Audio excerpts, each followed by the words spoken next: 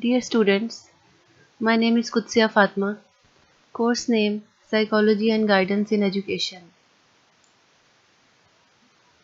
Today we will discuss the concepts of nature and nurture debate as well as methods of educational psychology. Objectives of the lesson. By the end of this lecture, you will have reflected upon the nature and nurture debate, differentiated between methods of educational psychology. These methods will help to study all aspects of child's behavior. First of all, nature and nurture. The nature versus nurture debate involves the extent to which particular aspects of behavior are a product of either inherited or acquired influences. Inherited are genetic and acquired learned influences.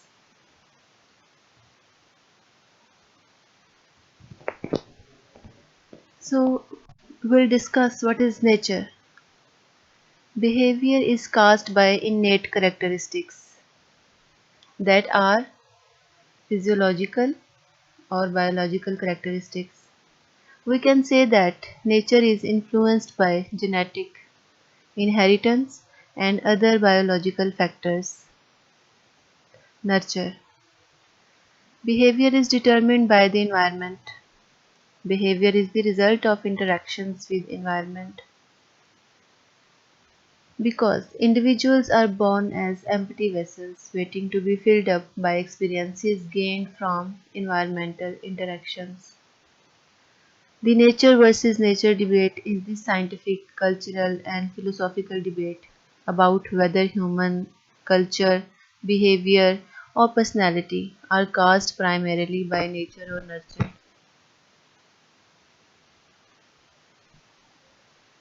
So, what is nature?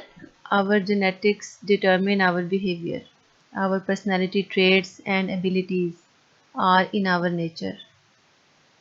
So we can say that nature refers to all the genes and hereditary factors that influence who we are, from our physical appearance to our personality characteristics. Nurture. Our environment, upbringing, and life experiences determine our behavior. So, what is nurture? Nurture refers to all the environmental variables that impact who we are, including our early childhood experiences, how we are raised, our social relationships, our surroundings, as well as our culture.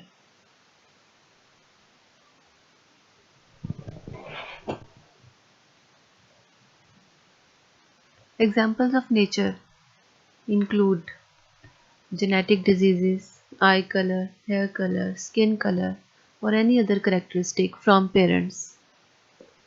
Other things like life expectancy and height have a strong biological component, but they are also influenced by environmental factors and lifestyles.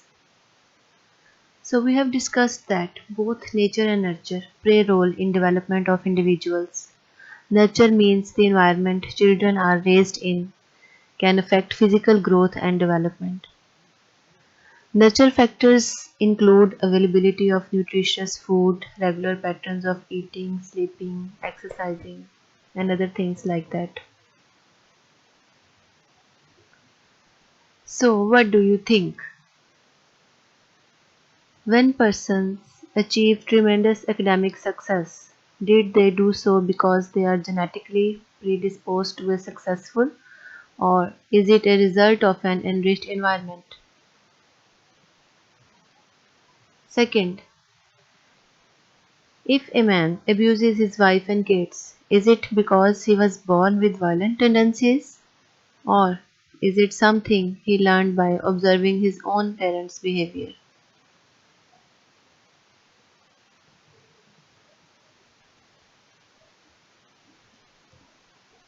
At the end, we will say that both nature and nurture play important roles in human development, but we have not known yet whether we are developed majorly because of nature or due to nurture.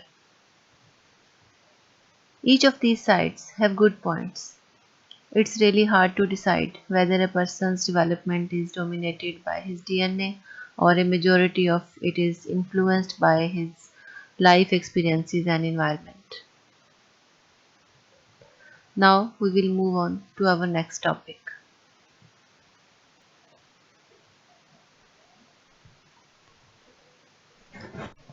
Methods of educational psychology.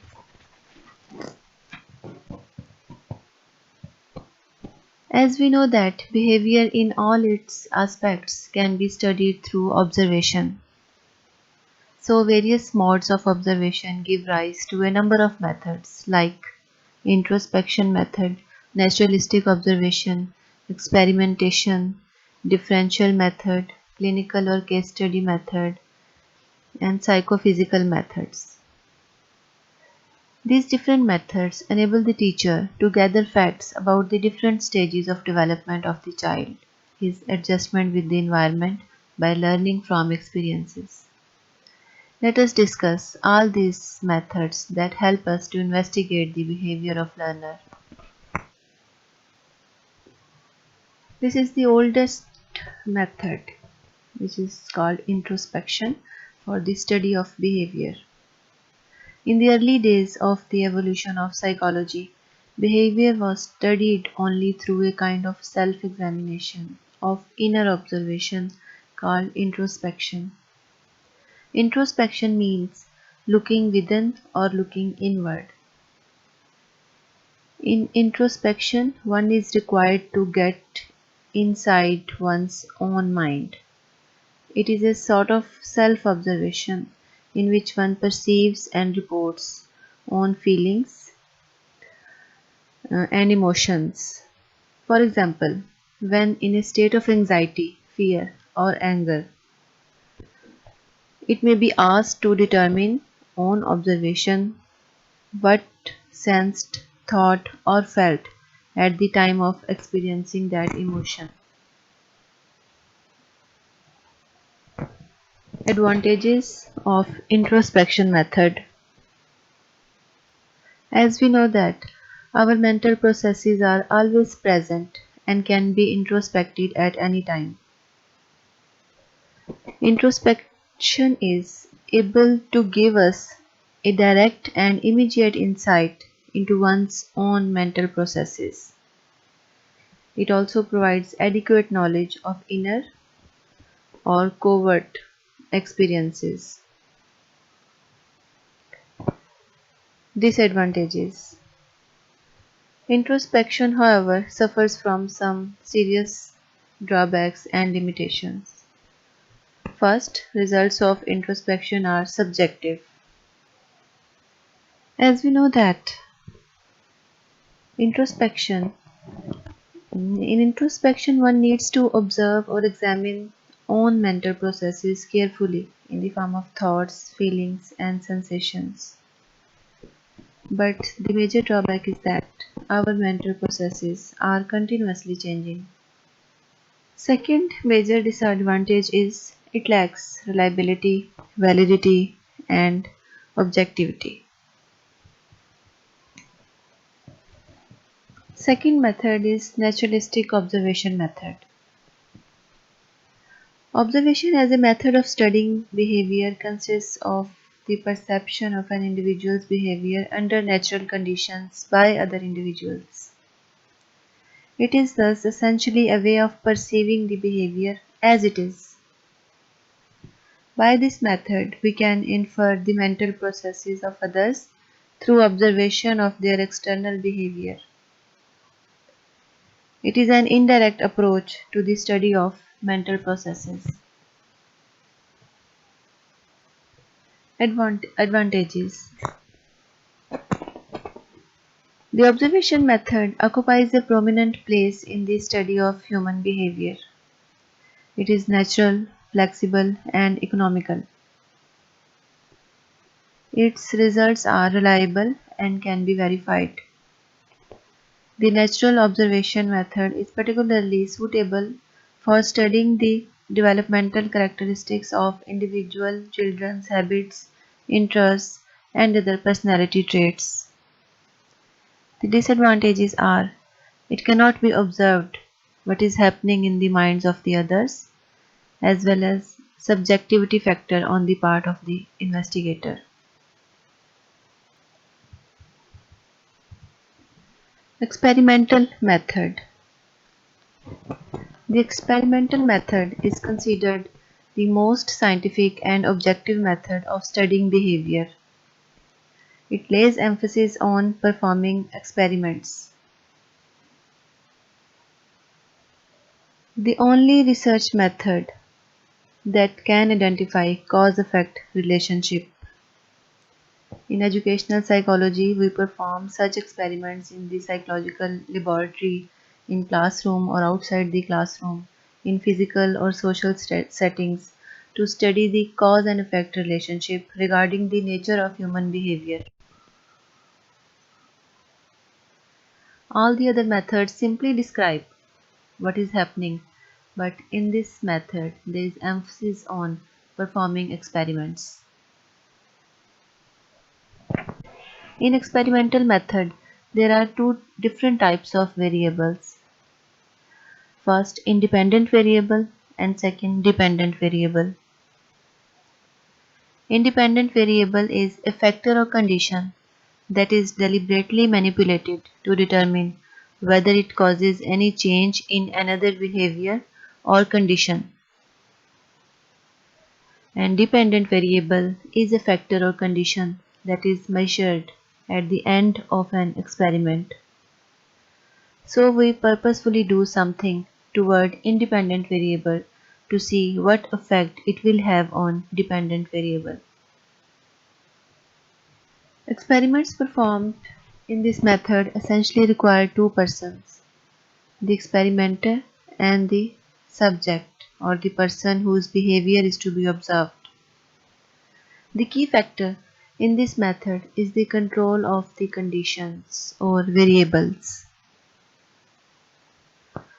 By this control, we can eliminate irrelevant conditions or variables.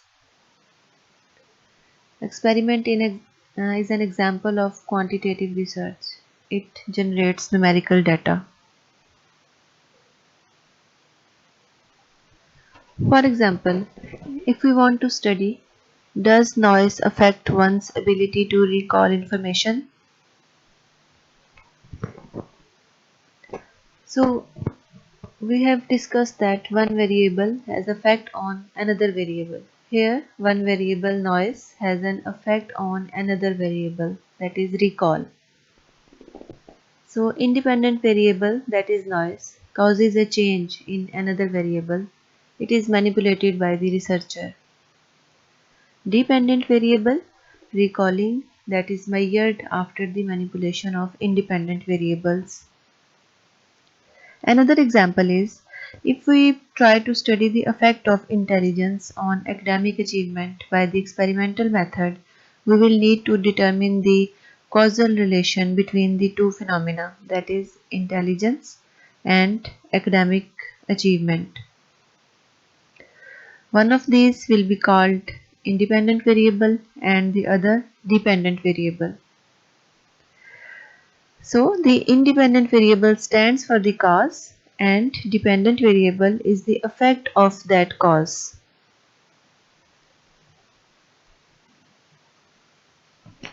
So disadvantages of this method. The experimental method advocates the study of behavior under completely controlled conditions. The scope of this method is limited. It means all problems of psychology cannot be studied by this method because it is costly and time consuming method. And at the end, difficulty in handling of independent and intervening variables. Similarly, we cannot always control the independent variables. It is difficult to know and control all of the intervening variables. In the absence of these controlled conditions, the success of this method becomes questionable.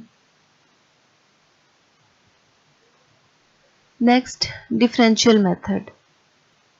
Differential method is based upon individual differences. Therefore, all the measures applied to the calculation of individual differences are included in this method. The differential method is also named as the survey method or field survey method, as the investigator has to go to the field to make his investigations. It is sometimes called the statistical method for the reason that statistical techniques become the major devices for the study of the individual differences. Investigator cannot intentionally manipulate the variables, and each of these is studied as independent variables. For instance, in studying the relationship of achievement with intelligence, it is possible to manipulate intelligence. Is it possible? No, it is not possible. However, we can use other measures to measure intelligence. The key concept in using the differential methods is their technique of studying differences within the same individual or between individuals in different groups.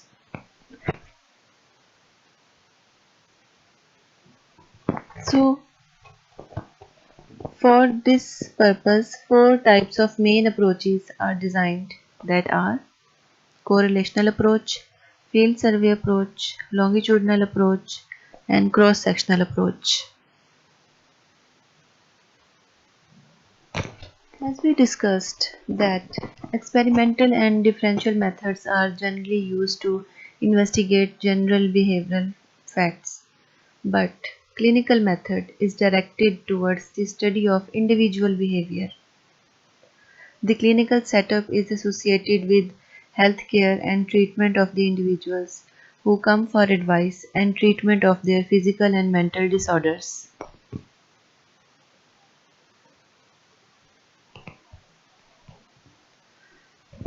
Methods of diagnosis. Adequate physical checkup.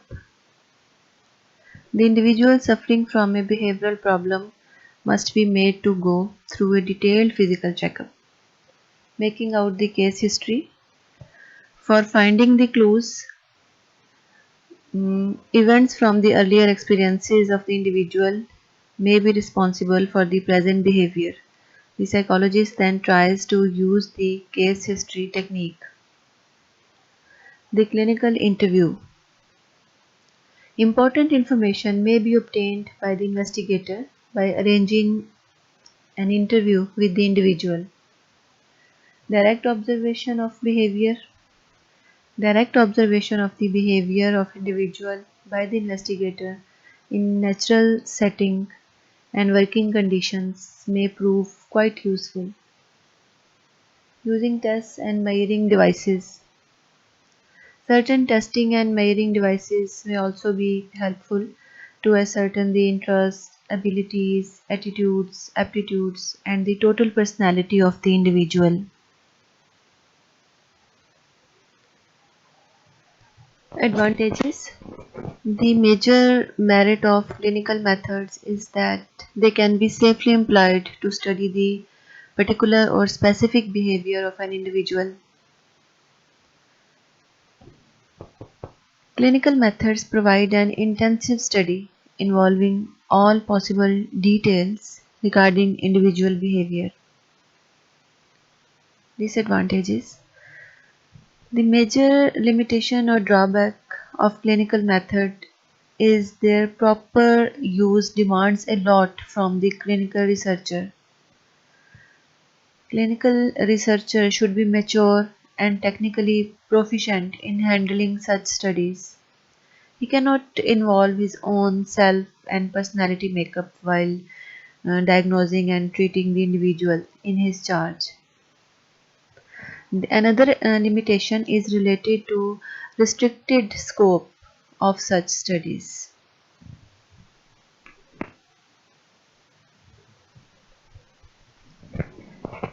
Psychophysical methods. The branch of psychology which is associated with the study of relationship between physical and psychological phenomena is called psychophysics. In this sense, the term psychophysical methods may be used to refer to all those methods in which attempts are made to employ physical devices for the scientific measurement of some psychological experiences, like the sensations of weight, brightness, loudness, and other such dimensions.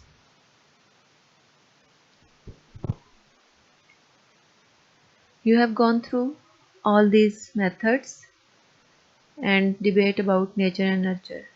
So, first three assessment questions are related to first topic, that was nature and nurture. The last two questions are related to methods of educational psychology. Question number 1. What do you understand by the nature and nurture debate? Question number 2. Why is nature and nurture important? Question number 3. Can you give any example regarding nature and nurture? Last two questions which are associated with methods of educational psychology. Can you briefly compare the methods of educational psychology? Which method of educational psychology is more reliable?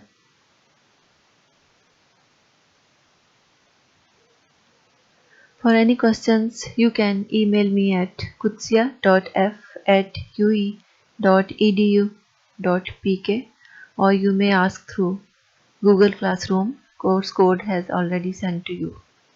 Thank you.